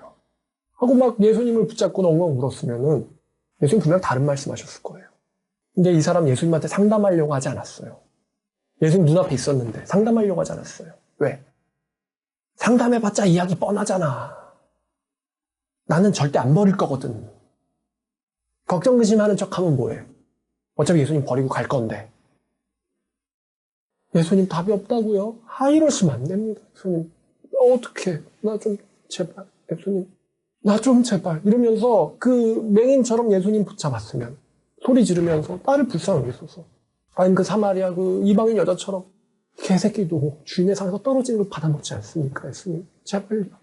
이렇게 얘기했으면요. 예수님 분명 다른 답을 주십니다. 인간이 얼마나 정말 머저리 같고 병신 같은지 구약성경 보면은 구약성경 설교하면요. 악한 왕이라 하나님을 알지 못하더라. 그럼 그 다음 이야기 뻔해요. 제가 요즘 역사서 설교하고 또 예언서 설교하지 않습니까? 악한 왕이라 하나님을 알지 못하더라. 뭐 다윗의 길로 가지 아니하며 이런 말로 시작되면은 걔 인생은 뻔한 거예요. 근데 그렇게 하나님을 붙잡지 못하고 근심 걱정하고는 결국 하나님을 선택 안 하고 가버리면은 어떻게 되는 겁니까? 근데 이게 지금 성경 이야기로 끝나면 다행인데 이게 스토리로 그냥 썰로 끝나면 다행입니다만 문제는 지금 제 눈앞에 있는 또 제 설교를 듣는 사람들이 그렇다는 거예요. 뻔히 지금 저주가 이렇게 보이는데 저주받고 있는 게 보이는데 교회 나가가지고 아직까지는 난 안 죽었지 안 망했지 하면서 제가 말 못한다니까요. 너 인생 망했어. 진짜 최악인 건 뭔지 알아? 진짜 최악인 게 뭐냐면 너는 이제 네가 망했다는 걸 인정도 못하고 회개할 만한 힘도 없다는 거야. 왜냐면 너무 멀리 왔거든. 자살도 못하고 그렇다고 하나님께 회개하지도 못하고 그냥 하루하루 연매하면서 그 하나님의 저주를 느끼는 삶, 그게 너에게 남겨진 인과응보야. 선택지에서 갈림길의 선택지에서 하나님을 경멸했다는 것을 깨달았음에도 돌이키지 않은 네 엿보야. 넌 회개도 못해. 어쩔 거예요? 하나님 대신에 사람 집착했다고 아내 버리고 이혼해가지고 그 선택 전으로 돌아갈 수 있습니까? 자식 새끼 망쳐놓고는 기를 때 내가 하나님의 말씀으로 분명히 잠언에서 자식을 마땅히 가르칠 거 가르치라고 그랬는데 가르치지 않아가지고 자식 새끼 이단에 다 빠져가지고 가정 박살나는데 자식 새끼 낳기 전으로 돌아갈 수 있습니까? 음주운전해가지고 사람 죽여놓고는 인생 박살나가지고 감옥 가면서 술 먹기 전으로 돌아갈 수 있습니까? 물질 욕심 버리다가 도박하다가 인생 망쳐가지고 이혼당하고 그 전으로 돌아갈 수 있습니까? 못 돌아갑니다. 못 돌아가요. 지금도 그게 진행되고 있단 말이에요. 하나님에게만 집착하지 않은 벌을 받고 있단 말이에요. 신천에 빠져가지고 이만희가 정말로요. 이만희가 문제가 아니에요. 이만희가. 당신이 문제라고요. 당신이 가장으로서 마땅히 했어야 될 일 하지 않은 거라고요. 제가 이 말만 여기까지 차올라요. 가장이 뭔데? 구약성경에서 칼을 뽑을 만한 자를 계수하라고 그랬거든요. 칼을 뽑을 만한 자를 계수하라고. 여러분, 집안의 가장이 칼 뽑는 것만이 일이 아닙니다. 요즘에 적군들이요. 저기 38선 밑으로 내려오는 게 아니에요. 교묘하게 다른 방법으로 침투하거든요. 돈 많이 벌었는데 내가 뭘 잘못했지? 나 열심히 일했는데 뭘 잘못했지? 잘못한 거 하나 있지. 가정의 영적인 보안망을 완전히 허술로 해놨지. 가짜한테 빠져가지고 가짜 목사한테 그걸 일임을 해버렸어. 그러니까 마귀가 좋다고 들어갔지. 그 누구 책임인 것 같아요? 그 마귀 목사 책임일까? 하나님 말씀을 정말 경외하는데 마귀 목사한테 빠져요? 여러분, 제가 지금 제 이득을 위해서 지금 이렇게 설교하고 있습니까, 제가? 맨날 오는 게 자살하고 싶어요. 어떡합니까, 목사님? 맨날 이런 것만 받잖아요. 제가 맨날 이런 연락만 받는단 말이에요. 아내랑 너무 싸워가지고 이제 자살 직전입니다. 어떻게 하면 좋습니까? 하나님 말씀을 경외하기 시작하셔야 되는데요. 하나님 말씀 보여주실 그 질병이 납니다. 이제 듣기도 싫어요. 근데 어떻게 되죠? 그럼 제가 무슨 얘기를 해줍니까? 이미 지 마음이 하나님에 대해서 완전 접혀 있는데 무슨 상담을 해줍니까? 망했지. 찾을 만한 때 그를 찾아야 되는데 이미 기회를 다 놓쳤거든. 혹시 내가 하나님한테 잘못해서 이렇게 이런 일이 일어난 거 아니었을까? 생각할 기회는 얼마든지 있었어요. 그 사람이 안 했지. 제가 지금 이렇게 심각하게 이야기하는 건 이 말이 단순히 제가 지금 언급한 사례들이 스토리로 끝나지 않아서예요. 여러분들의 현실 가운데 있습니다. 한 번에 아야 왜 이렇게 아파 이렇게 작대지 않을 뿐이지요. 여러분들 현실 가운데 있어요. 왜 내 인생이 지금 이렇게 비참하고 불행하게 왜 우울하게 가는 걸까에 대한 근본적인 원인은 본인에게 있단 말이에요. 하나님의 다른 거에 집착했다라는 걸로. 사울처럼 시체가 잘려가지고 성배에 걸리지 않은 것만으로 감사해야 될지도 몰라요. 우크라이나 사람들 보면은 그 사람들이 뭐 무슨 죄를 저질렀다고 하는 건 아닙니다만 정말로 시체가 능욕당하고 죽을 때까지 능욕당하고 죽잖아요. 지금 현실로 일어난 이야기 아닙니까? 그 사람들이 죄를 저질러서 전쟁이 일어났다는 이야기 하고 싶은 건 아니에요. 오해하지 말아주세요. 근데 하나님은 우리나라를 그렇게 만들어버릴 수도 있고요. 그리고 제 생각에는요, 우크라이나보다 우리나라가 훨씬 더 악합니다. 영적으로 도덕적으로 악해요. 영적으로 도덕적으로 러시아나 우크라이나보다 우리나라가 악합니다. 하나님이 우리나라한테는 그런 벌을 안 내리고 계실까? 못 내리는 걸까? 안 내리시는 걸까? 아직 안 내리시는 거죠? 살려주고 있는 거거든. 한번 전쟁 나보라고 그러는데 저도 전쟁 경험한 세대는 아니지만 우크라이나 사람들한테 전쟁하는데 기분이 어때요? 이렇게 물어보면 돌맞겠지? 네가 뭐 내 딸이 강간당하고 불로 태워져가지고 고문당하고 죽은 거 너 한번 보고 싶냐? 아빠가 기분이 어떨까? 기분 좋을까요? 기분 분명히 안 좋을걸? 요즘 젊은 세대 그런 거에 대한 하나님의 징벌에 대한 두려움이 없잖아요. 해보시든가 이러잖아요. 요즘 뭐 감옥 가는 것도 안 두려워하더만 요즘 애들. 보니까 뭐 제주도에서 애들이 뭐 형사처벌 받았는데 자기 또 저질러 구속 안 당했다고. 이런 민족이 결국 어떻게 될까 좀 겁은 납니다. 그럼 마지막으로 반대로 여러분 축복받고 싶습니까? 한 장 읽고 끝내겠습니다. 시편입니다. 시편 139편 1절부터 24절까지입니다. 자, 다윗이 이렇게 고백해요. 다윗의 시입니다. 여호와여, 주께서 나를 살펴보셨으므로 나를 주님께서 아시나이다. 주님께서는 나의 앉고 일어섬을 아시며 멀리서도 나의 생각을 밝히 아시우며 나의 모든 길과 내가 눕는 것을 살펴보셨으므로 나의 모든 행위를 익히 주님께서는 아시오니 여호와여, 내 혀의 말을 알지 못하시는 것이 하나도 없으시니이다. 주께서 나의 앞뒤를 둘러싸시고 내게 안수하셨나이다. 주님의 지식이 너무 내게 기이하니 너무 높아 내가 주님의 지식에 능히 미치지 못하나이다. 내가 주의 영을 떠나 어디로 가며 주의 앞에서 어디로 피하리이까? 내가 하늘로 올라갈지라도 거기 계시며 스올에 죽음으로 도망갈지라도 주님이 거기 계시나이다. 내가 새벽 날개를 치며 바다 끝에 가서 거주할지라도 거기서도 주의 손이 나를 인도하시며 주의 오른손이 나를 붙드시리이다. 내가 혹시 말하기를 흑암이 반드시 나를 덮고 나를 두른 빛이 밤이 되리라 할지라도 주께서는 흑암이 숨기지 못하며 밤이 낮과 같이 비추이나니 주께에는 흑암과 빛이 같음이니이다. 주께서 내 내장을 지으셨고 나의 모태에서부터 나를 만드셨나이다. 내가 주께 감사함은 나를 지으심이 심히 기묘하심이라. 주께서 하시는 일이 기이함을 내 영혼이 잘 아나이다. 내가 은밀한 데서 지음받고 땅의 깊은 곳에서 기이하게 지음받을 때에 나의 형체가 주의 앞에 숨겨지지 못하였나이다. 내 형질이 이루어지기 전에 주의 눈이 보셨으며 나를 위하여 정한 날이 하루도 되기 전에 주의 책에 다 기록이 되었나이다. 하나님이시여, 주의 생각이 내게 어찌 그리 보배로운지요? 그 수가 어찌 그리 많은지요? 내가 세려고 할지라도 그 수가 모래보다 많은 토소이다. 내가 깰 때도 여전히 주와 함께 있나이다. 하나님이여, 주께서 반드시 악인을 죽이시리이다. 피 흘리기를 즐기는 자들아, 나를 떠날지어다. 그들이 주를 대하여 악하게 말하며 주의 원수들이 주의 이름으로 헛되이 맹세하나이다. 여호와여, 내가 주를 미워하는 자들을 미워하지 아니하오며 주를 치러 일어나는 자들을 미워하지 않겠습니까? 내가 그들을 심히 미워하니 그들은 나의 원수들이니이다. 자, 마지막 2절입니다. 하나님이여, 나를 살피사 내 마음을 아시며 나를 시험하사 내 뜻을 아옵소서. 내게 무슨 악한 행위가 있나 보시고 나를 영원한 길로 인도하소서. 참 정직하고 솔직하죠? 나를 시험하사 내 행위에 무슨 악한 행위가 있나 보시고 나를 영원한 길로 인도하소서. 자기를 교정해달라고 하나님께, 주님께 부탁하고 있어요. 내게 악한 행위가 있다면 시험하시고 나를 잘 아시오니 영원한 길로 인도해 주세요. 결론입니다. 여러분이 집착하는 게 뭔지를 알아내십시오. 다윗처럼 나보다도 더 당신이 나를 아십니다. 나에게 주님께 합당하지 못한 악한 행위가 있다면 그것을 시험하여 보사 그 나를 알아보시고 또 나를 영원한 길로 인도하여 주소서. 이렇게 얘기했으면 부자 청년이 하나님 예수님한테 그런 말, 천국하기 어려우니라 이런 말 안 들었죠. 근데 이 사람이 이렇게 얘기하고 있잖아요. 나를 시험하사 나에게 악한 행위가 있는지를 살펴보시고 아옵소서, 나를 영원한 길로 인도옵소서. 집착을 알아내시고 기도하세요. 다윗처럼요. 기도하시고 다윗처럼 기도하시고 그 집착으로부터 떨어지세요. 그 집착으로부터 해방되세요. 그 집착으로부터 자유를 얻으세요.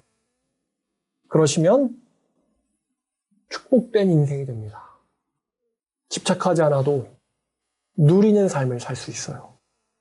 하나님은 부자가 자식 많은 게 악이라고 하지 않으셨어요. 집착이 나쁜 거지. 여러분들이 얼마든지 축복된 인생 살 수 있습니다. 제가 여러분들 불행하게 사시라고 이런 설교하는 게 아닙니다. 누리며 사시라고 이런 이야기하는 거죠. 누리며 사시라고.